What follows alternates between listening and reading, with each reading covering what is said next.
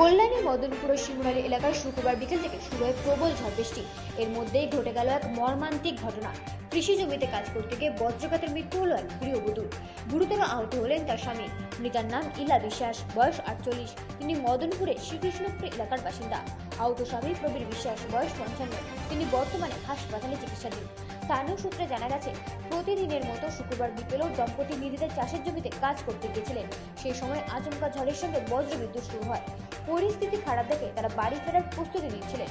ঠিক তখনই হঠাৎ বজ্রপাতে গুরুতর জখম হন দুজনে। ঘটনাটি চোখে পড়তে আশেপাশে কৃষকরা দ্রুত ছুটে এসে তাদের উদ্ধার করেন।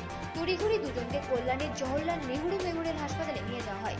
সেখানে জরুরি বিভাগের চিকিৎসকরা ইলা বিশ্বাসকে মৃত বলে ঘোষণা করেন। অন্যদিকে গুরুতর আহত প্রবীর বিশ্বাসকে হাসপাতালে ভর্তি করা হয়েছে। তার অবস্থা আশঙ্কাজনক বলে জানা গেছে। এই ঘটনায় এলাকায় শোকের ছায়া নেমে এসেছে। Bureau report, Rajib news network.